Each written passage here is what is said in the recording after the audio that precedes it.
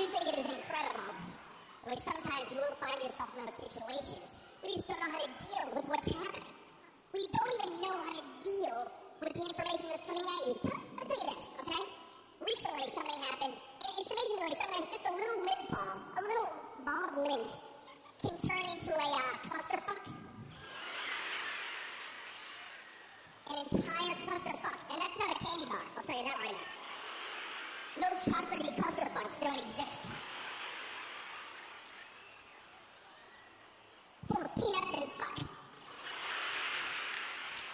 Nudity fuck. What? Here's what went down, okay? I'm standing beside this guy. This entire thing starts off with a sneeze. A sneeze started this entire situation off, okay? I'm standing next to this guy. I don't know this man. I've never met him before in my life, or in a past life. I can sense this. Standing next to this man, never met him before. He turns towards me, and he sneezes like this. He goes, "Fuck!" He actually did like the robot from 85. Yeah, he turns towards me, and he sneezed, and there was no blockage. There was no hand or mouth. There was no burying the arm. There's no the thing where you try to make somebody run away like you're about to turn into a werewolf. Something's happening to me.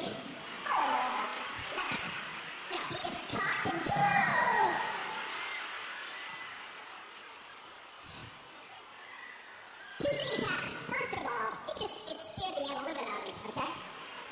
I choked. It was very loud, very loud. But besides that, just the way the light was hitting this guy's face, debris came out.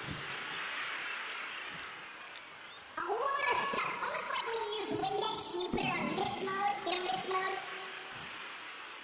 As opposed to, what is that other mode, laser mode? Does anybody even use that? Is that in case you want to mount a sniper scope on your Windex and... I gotta stand about 8 clicks. I am taking the shot. Negative. I missed. I missed the target. I need one more. Got it. Let's go home, boys. I'm gonna tell you right now, please, when you use the Windex bottle, never put that shit halfway. Always make sure it's lined up. There's no joke here. Don't do that. Bad things happen to good people. I know somebody here's going to go up and I go, hold on, I gotta try this shit. Hold on a sec. What happens if you don't line it up? I just want to see. Hold on. What if when you did that, a fucking ghost came out of it? He told you not to. I am the Windex dog. I will clean your soul.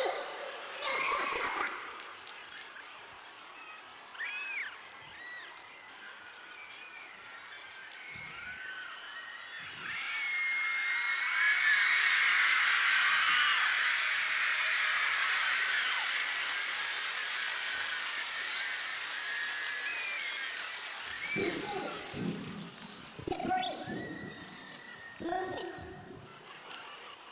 Okay, now at this point I'm disgusted. And I'm grossed out. Okay, I'm grossed out by it. And at first I think I'm going to go off on this guy. And then I decided, wait a second, Dane. Don't do that.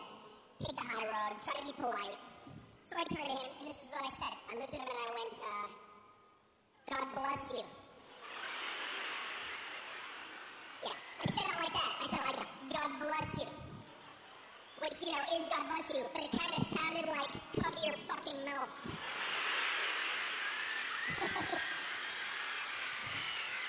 Yeah, incognito. I turned to the guy. I say God bless you, by the way, when someone sneezes. I don't say bless you. I don't say that because I'm not the Lord. I can't do that. I'm just a messenger for big guns upstairs, you know what I'm saying?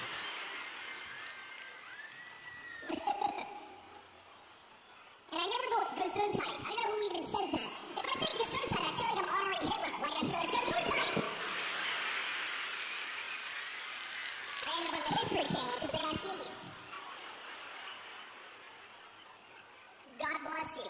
This is what the guy comes back with, okay? Here's where it starts to get out of control. Guy looks at me and very condescending. He goes,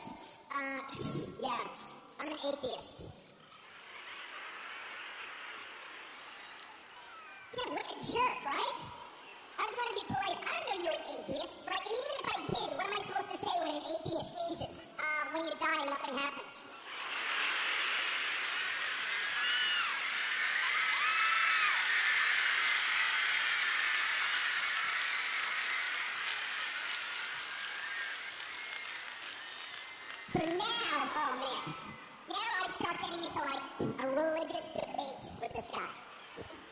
And it is awful, okay? He's questioning my beliefs. He goes, well, what about you? What did you do wrong? I said, well, I was raised Catholic. And peace be with you. And also with you. Lift up your hearts.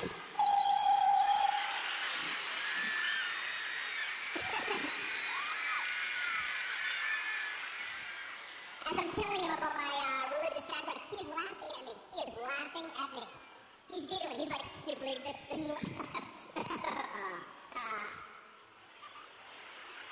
Now for his own entertainment, he says to me, let me ask you this. What do you believe happens to you after you die? And I said, okay, well, hopefully I live a good life, and my soul goes to heaven. And when I get there, all my ancestors will be waiting for me like it's an airport. Hey, what's up? Guess who's dead, sucker? Come here. Here, float over here. Check this out. I'm telling him this, he's laughing even more. He's so condescending. He's so snarky with his fucking attitude. Yeah, snarky. It's the word. Google that shit. It exists. I'm not kidding. Snarky. Great word. Google magic, my friends. And just in case you're wondering, I do keep my keyboard right on my lips. I know you see this out of me. You're like, man, that's awfully close to your face. I know. That's because with a space bar, I kiss. That takes time. Two women and concern. And I kiss. Unless it's an aggressive letter, and then I headbutt. I headbutt the space bar. I have a pad on there. How dare you? How dare all of you? So he's laughing at my beliefs, and finally I just snap back. What about you? Okay, what about you? Alright?